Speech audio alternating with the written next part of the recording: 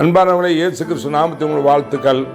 இதனாலே 27ஆம் சங்கீதம் 27ஆம் சங்கீதத்தில் 8வது வசனத்தில், என் முகத்தை தேடுங்கள் என்று சொன்னீரே, உம்முடைய முகத்தையே தேடுவேன் கர்த்தாவே என்று என் இதயம் உம்மிடத்தில் சொல்லிட்டு.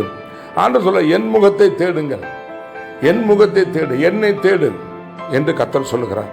அருமையானவர்களே, ஆகவே அவன் சொல்றான் சங்கீதம் தாவீது, உம்முடைய முகத்தையே நான் தேடுவேன் கர்த்தாவே என்று என் இருதயம் உம்மிடத்தில் சொல்லிட்டு. நாம் யாரை தேடுகிறோம், யாருடைய முகத்தை தேடுகிறோம் என்பது மிக முக்கியம். ஆகவே நம் கர்த்தருடைய முகத்தை நாம் தேட வேண்டும்.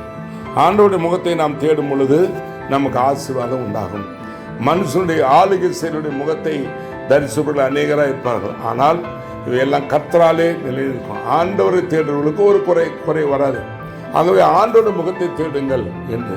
உங்களுக்கு என்ன தேவை, என்ன பிரச்சனை, எதுவாக இருந்தாலும் கர்த்தரை தேடுங்க.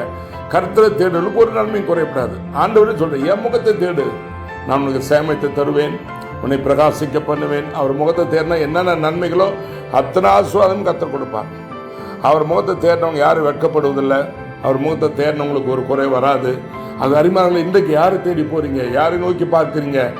வியாதியா, பிரச்சனையா, பண தேவையா, வீட்டில் சமாதானமா, பிள்ளைகள் படிப்பு காரியமா, திருமண காரியமா, எதுவாக இருந்தாலும் சரி, அவருடைய முகத்தை தேடுங்க. உங்களுக்கு எல்லாவற்றையும் கர்த்தர் வாய்க்க பண்ணி தருவார். God bless you.